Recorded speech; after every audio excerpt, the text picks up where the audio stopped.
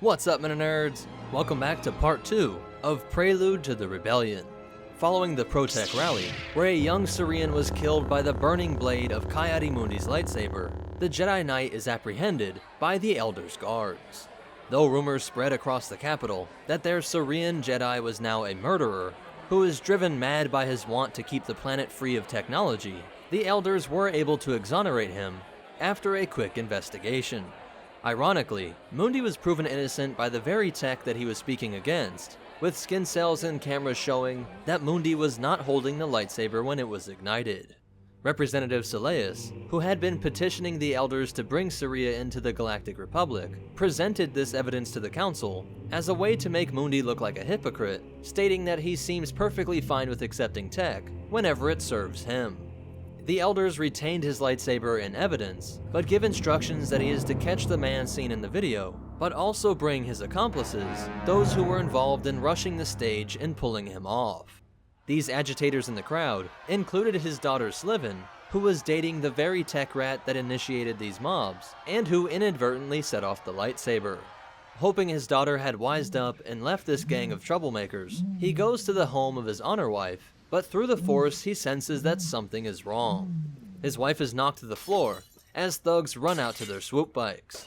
Mundi chases them and is initially puzzled as to why they stole food, but more shocking is that he catches sight of his daughter, recognizing her through the face paint disguise. Mundi figures they must be afraid to go out shopping in public, and that they may be gathering supplies for the wanted man who is now in hiding. His Jedi instincts were accurate, as we see this murderer in a dingy room deep within the Offworlder Citadel, in the company of Effin Mon. The notorious smuggler points out that he can't set foot in Cerean cities, as they will just turn him in for free out of a sense of civic duty. But here with the Offworlders, nobody will care about this man's crimes unless they get offered a large credit reward. Back with our swoop gang, they fly through the peaceful Cerean villages on motorized monstrosities the like of which had never been seen. Mundi knew that the only place that they could be heading was the smog-filled slums of a citadel, and as he arrives on his organic transportation, he laments that it will be difficult to search through the whole structure, especially since the Offworlders hate snitches. Mundi does know one guy that has helped him before, an Ortolan named Yidi, but when he enters their household, Mundi talks with his wife, who says that Yidi had mentioned overhearing a conversation about a shipment, and that he was afraid that he might have been seen, and that the shady character might kill him. The Jedi gives the wife some credits to help with the 5 kids, and as he rides through town on the Eriks, he thinks about how Yidi might have heard about the swoop bike shipments, and that such a thing would be a big enough deal to silence someone over. If only he could track these, he could find the murderer and those protecting him.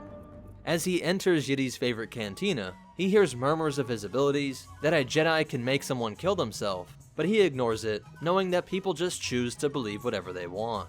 Finding Yidi, he tries to get him to talk with a 10-credit note, but the man is just too spooked and storms off.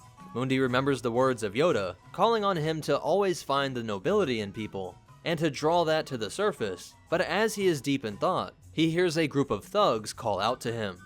A gang of aliens wearing crude weapons taunt him for not having his lightsaber, and though the Jedi tries to calm tensions with a mind trick, the Devanirian snaps the Rodian out of it with a swift punch to the face before he lunges at Mundi. He screams out that this is payback for a horn he lost 2 years ago, but the Jedi's combat training allows him to strip the attacker of his chain, send him flying through the air, before then stripping the crowbar from a human, followed by a powerful kick to the gut, and a force push that hurls one man into the other, while crashing a brick into the face of a 5th attacker, before leaping out of the way. The Devanirian perfectly times his counter, however, and lands a headbutt onto the Cerean, though the Jedi is able to use his fall to fling the attacker over him. As he lay there, he reminisces about how 20 years ago, when he knocked him down, they stayed down, and looking into the faces of even more enemies, he knows it's time to call for help. As the Jedi's fingers move to his temple, the gang changes from confident to terrified, with the sound of talons rushing over the pavement, as the Eriks flew into the air, digging its claws into the head of the Barabel attacker, and uses its massive beak to scatter the rest. Still sitting on the ground in the middle of all this violence, Mundi calmly calls on the Force to bring his beast out of this rage-fueled state. As he catches his breath, finally done with these thugs, the Devanirian with a grudge grabs him from behind and gets a blade up to the Cerean's neck. In a split second, the Jedi has to grab the blade, cutting his hand and drawing blood, but is able to draw on the best of his martial arts techniques in order to save his life. Funny enough, when the city guards show up, they find the Jedi Knight surrounded by incapacitated foes, confirming the rumor on the streets that the Elder has snapped and is going on a violent rampage to try and keep the old way. The guards let him go, but as he is about to mount his trusty steed, he sees a big blue body passed out in the alleyway. At first, he dismissed him as just a drunk, but it hits Mundi that this is his friend and informant, Yidi. Horrified, he rushes to help, but sees a blaster wound in his chest. Mundi has seen stuff like this before, a low-powered blast fired at point-blank range, keeping the execution silent, the mark of a skilled assassin. Deep in the bowels of the Citadel, the tech revolutionaries have all regrouped, with Mundi's daughter fawning over her boyfriend, the man who used her father's lightsaber to kill a man.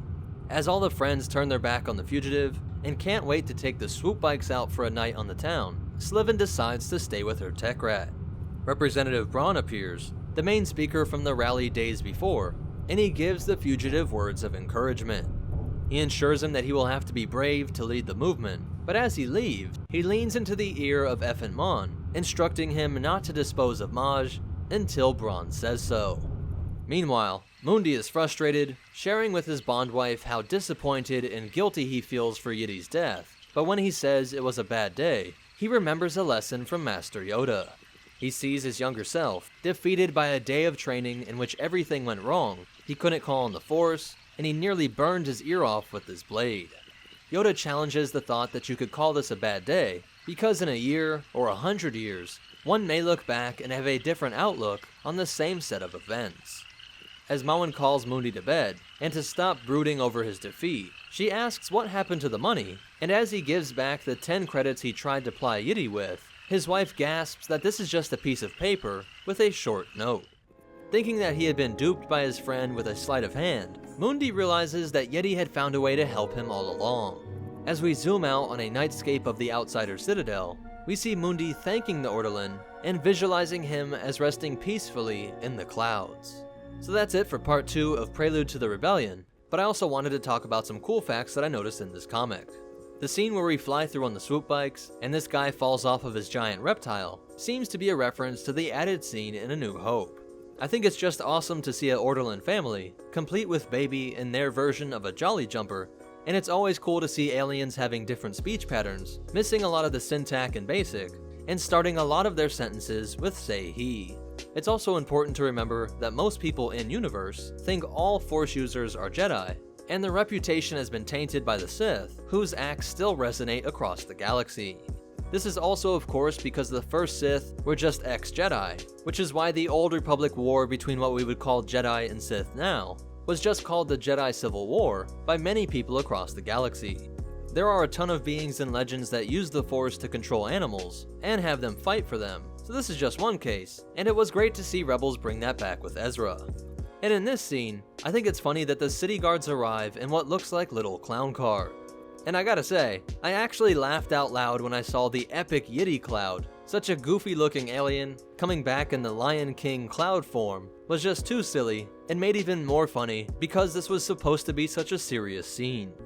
And knowing that in a decade the galaxy would erupt in civil war, it is very interesting to see how many offworlders are trying to pull other worlds into the galactic web of influence. And so that's it for part 2 of the Clone Wars era comic. If you want to connect with us, help support this channel, or get your own copy of these comics, be sure to check out the description down below. But most important of all, remember, some red flags should go up when the person you're dating uses your father's weapon to kill someone.